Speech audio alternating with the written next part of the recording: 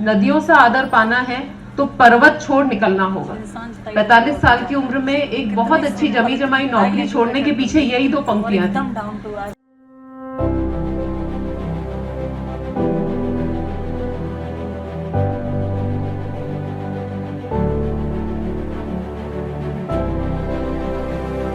नमस्कार, मैं हूं संगीता श्रीवास्तव। 8 मार्च अंतर्राष्ट्रीय महिला दिवस के लिए मुकर्रर है और ये आधी आबादी के लिए सम्मान का भी दिन माना जाता है। आधी आबादी देश की हो या पूरे विश्व की, ये पूरे विश्व की महिलाओं के लिए 8 मार्च का दिन समर्पित है, उनके सम्मान के लिए, उनके प्रेम के लिए। आज यहाँ पर महिला सम्मान के लिए एक बड़ा कार्यक्रम आयोजित किया गया है। आज वहीं इसी कार्यक्रम में हूँ मैं। यहाँ पर बहुत सारी महिलाएं आ रही हैं। आज हम उनसे बातचीत करेंगे कि इस दिन को वो कैसे मनाती हैं और इस दिन का उनके लिए क्या महत्व है और किस किस तरह से वो अपने जीवन को और अच्छा ऊंचा ले जाना चाहती हैं, किस तरह से रोज़गार में उन्हें परेशानी है, कैसी कैसी चुनौतियाँ आ रही हैं। आज इन तमाम बातों पर हम महिलाओं से बातचीत करेंगे। आइए हमारे साथ। तो आज जहाँ मैं खड़ी हूँ ये कृष्णा सामाजिक एवं सांस्कृतिक संस्था की ओर से किया गया कार्यक्रम है और आज का जो कार्यक्रम है लोकमाता अहिल्या देवी को समर्पित किया गया है अंतर्राष्ट्रीय महिला दिवस में। यहाँ पर बहुत सारी महिलाओं का सम्मान होने वाला है जिन्होंने अपने अपने कार्यक्षेत्र में कुछ किया है, कुछ बड़ा किया है। आज उनका सम्मान होने जा रहा है।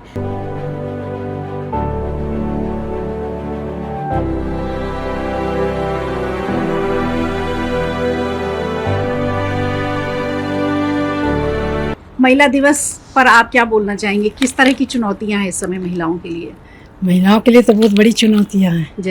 जैसे पहले तो शिक्षा, हाँ। फिर रोजगार, उनको रोजगार मिलना चाहिए और उनको सम्मान मिलना चाहिए, हर तरह का अधिकार मिलना चाहिए। तो इतनी सारी योजनाएं जो चल रही वो महिलाओं की सुरक्षा और सम्मान की ही तो है, तो आपको नहीं लग रहा कि उससे कुछ फायदा मिल पा रहा है? अब फायदा मिल तो रहा है, थोड़ा मिल रहा है। जैसे बहुत गरीब महिलाओं को तो बहुत हुआ है फायदा। आप क्या चाहती हैं आप? हम तो क्या चाहेंगे, सीनियर सिटीजन को थोड़ा हर चीज़ में छूट दे और क्या। जैसे अपना मेडिकल का है, फैसिलिटीज़ वगैरह, और मतलब रेलवे में जाते हैं हम लोग को तो तकलीफ होता है। रेलवे में तो काफी सारी सीनियर सिटीजन के लिए दी गई हैं सुविधाएं, लोअर बर्थ भी दी जाती है। इसके अलावा आप और क्या चाहेंगे? जैसे लोअर बर्थ में ये समस्या आती है, क्या कहना चाहेंगे? बाकी तो सब ठीक ही है वैसे।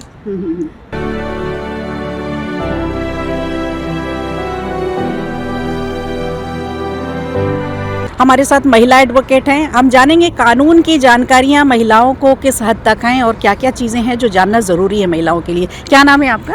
मेरा नाम एडवोकेट ज्योति करार है। तो मैंने देखा, हम सब समझते हैं कि कानून की जानकारियां महिलाओं को बहुत कम होती हैं। ऐसे कौन से 2-3 कानून आप बताएंगे इस समय हमें? ज़्यादा तो हम जानकारी अभी नहीं तो कम समय में ले सकते, लेकिन 2-3 जानकारियां ऐसी जो महिलाओं को जाननी चाहिए। देखिए, सबसे पहले तो ये बात ही गलत है कि महिलाओं को कानून की जानकारी नहीं होती या कम होती है। ये ऐसा कुछ नहीं है कि पुरुषों को जानकारी अधिक है, वो तो अपनी अपनी जानकारी के ऊपर है।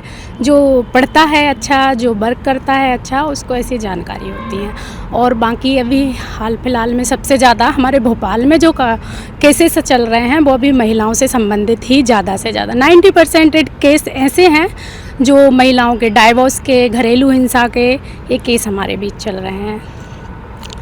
डिवोर्स के लिए इस समय महिलाओं को ही ज़्यादा दोषी बताया जा रहा है एलिमनी को लेकर के। आपका क्या कहना है एक वकील होने के नाते? जी, वकील होने के नाते मैम कह सकते हैं कि कई महिलाएं होती हैं जो इस चीज़ का मिसयूज भी करती हैं। छोटी छोटी बातों पर डाइवोर्स लगाना ये कोई अच्छी बात भी नहीं है, क्योंकि घर दोनों तरफ से चलता है और दोनों तरफ से कुछ गलतियां होती हैं। कुछ पुरुषों की भी गलतियां होती हैं, कुछ महिलाओं की भी गलतियां होती हैं और छोटे छोटे एडजस्टमेंट तो सबको करना ही पड़ता है। चलिए, बहुत धन्यवाद आपको।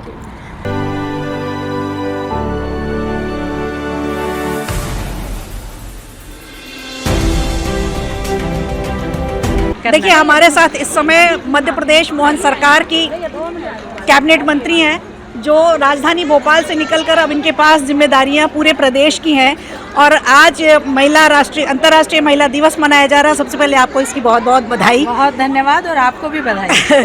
और अब आप कैसा महसूस कर रही हैं कि एक शहर से निकलने के बाद अब पूरे प्रदेश की जिम्मेदारी आपके ऊपर है? क्या बड़ी जिम्मेदारी आ चुकी है?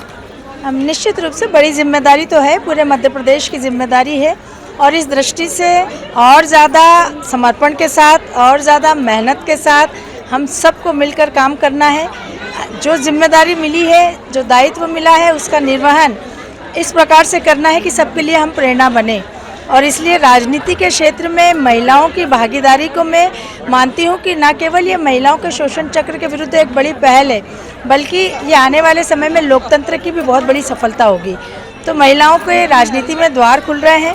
मुझे खुशी है इस बात की कि देश के प्रधानमंत्री माननीय श्री नरेंद्र मोदी जी ने इस देश की आधी आबादी के राजनीति में प्रवेश के मार्गों को प्रशस्त करने का काम किया है, ताकि बड़ी संख्या में महिलाएं आत्मविश्वास से भरकर राजनीति में आए।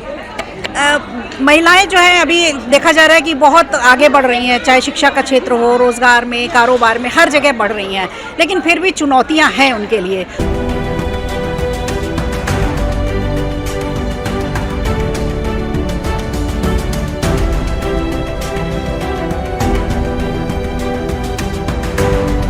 और सबसे बड़ी चुनौती वहाँ आ जाती है जब मध्य प्रदेश सरकार की योजनाएं महिलाओं तक पहुँचती नहीं है, उनको उतनी जानकारी नहीं थी। उसके लिए सरकार प्रशासन क्या करे? देखिए, चुनौती तो हर क्षेत्र में होती है और मुझे लगता है कि उस चुनौती का आत्मविश्वास के साथ सामना करना, यही हमारी सबसे बड़ी सफलता होती है। सरकार की योजनाओं का लाभ नीचे तक हर एक व्यक्ति को मिले जो पात्र हितग्राही है, ये कोशिश हमारी सरकार की लगातार है, हमारी है। और इस दृष्टि से हम लगातार अपने अपने क्षेत्रों में नीचे तक योजनाओं को उतारकर लोगों का जीवन बदलने का काम कर रहे हैं, संकल्प के साथ कर रहे हैं। लाडली लक्ष्मी योजना, लाडली बहना योजना, गांव की बेटी योजना, उज्ज्वला योजना, प्रधानमंत्री आवास योजना, आयुष्मान योजना, ऐसी अनेकों योजनाएं जिनका लाभ हमने लोगों को दिलवाया और हमने लोगों के जीवन को बदलते देखा है। तो हमारा प्रयास है, लगातार हम काम कर रहे हैं, जो वंचित है उनको भी हम देंगे और आने वाले समय में सरकार की और जो जन कल्याणकारी योजना है और तेजी से उसको नीचे तक उतारने का काम।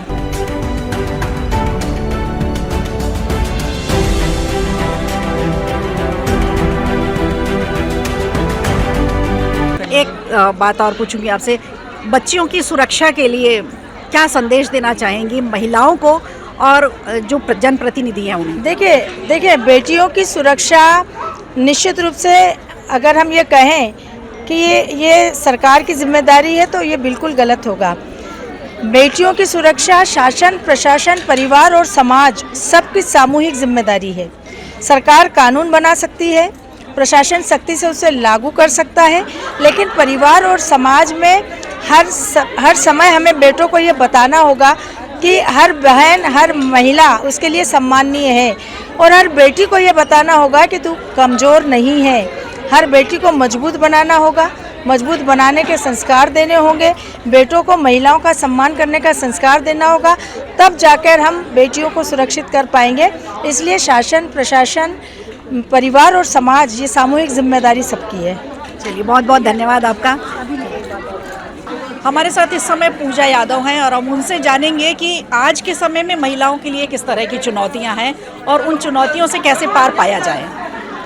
निश्चित ही हमें पता है कि चुनौतियां कभी भी समाप्त नहीं होती। जो मुझे ऐसा लगता है कि आज के समय में ज़्यादातर महिलाओं को जो चुनौती मिलती है, घर से बाहर निकलने के लिए उनको घर में सपोर्ट करने वाले बहुत कम लोग होते हैं। हमने देखा, आज जैसे आपने देखा होगा, संस्था ने बहुत सारे लोगों का सम्मान किया, तो ऐसी वो सभी विभूतियों का सम्मान किया जिनको घर से बहुत सहारा मिला, सपोर्ट मिला, ताकि वो बाहर निकल के अपने खुद के लिए, अपने परिवार के लिए, समाज के लिए, देश के लिए बेहतर काम कर सके। तो यदि घर से महिलाओं को बेहतर सुरक्षा मिल जाए, सहयोग मिल जाए, तो मुझे लगता है कि महिलाएं हर दिशाओं में बहुत बढ़िया काम करेंगी। आर्थिक रूप से संपन्न होने के लिए महिला का बहुत ज़रूरी है कि वो रोज़गार कुछ ना कुछ करे, या तो अपना खुद का कोई कारोबार करे या फिर कहीं नौकरी करे। उसके लिए बहुत मेहनत करनी होती है महिलाओं को। तो आप क्या संदेश देना चाहेंगे कि रोज़गार या कारोबार, क्योंकि सब लोग नौकरी करना चाहते हैं, क्या कारोबार भी बहुत ज़रूरी हो गया है आज के समय में?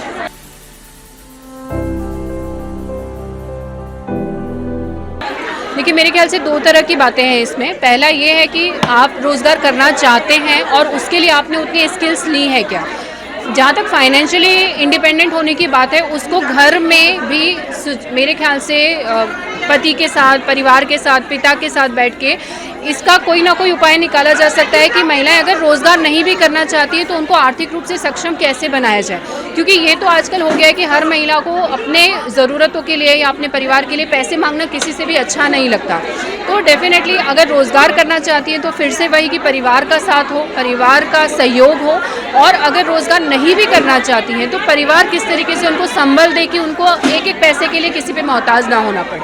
चलिए, बहुत धन्यवाद आपको। आपसे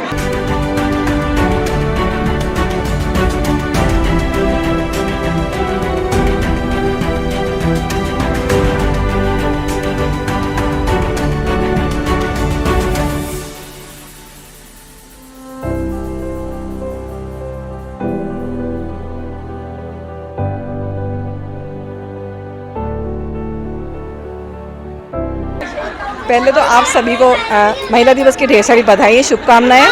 मेरे लिए तो मेरी प्रेरणा ही आदरणीय मंत्री हमारी कृष्णा गौर है, वही हमारे लिए प्रेरणा है। आज जैसे देखते हुए कि वो जिस तरह से काम कर रही हैं, हम सबको उन्हीं से सीखना चाहिए, आदरणीय दीदी से। मैं उसे यही कहना चाहूँगी। एक बार फिर से ढेर सारी शुभकामनाएं महिला दिवस पर आप सबको। चलिए, बहुत बहुत धन्यवाद।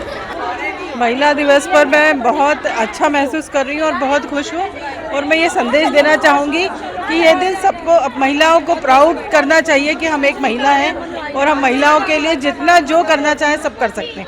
चलिए, बहुत धन्यवाद आपका। सबसे पहले तो मैं ये कहना चाहूँगी कि बेटियों की सुरक्षा के लिए माँ को, बेटी को सबसे ज़्यादा मजबूत करना ज़रूरी है, उसको अपनी आत्म सुरक्षा के गुण सिखाना ज़रूरी है।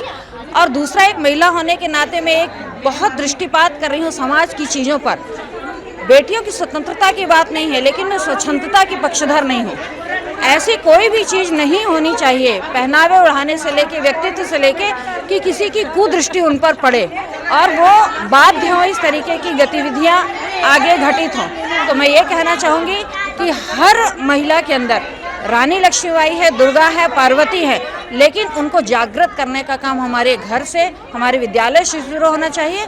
और कोई ऐसी चीज़ नहीं है कि महिला समाज में किसी से भी पीछे है। और आज इस महिला दिवस के उपलक्ष्य में मैं सभी को 8 मार्च के लिए सभी को बहुत बहुत शुभकामनाएं देना चाहूँगी।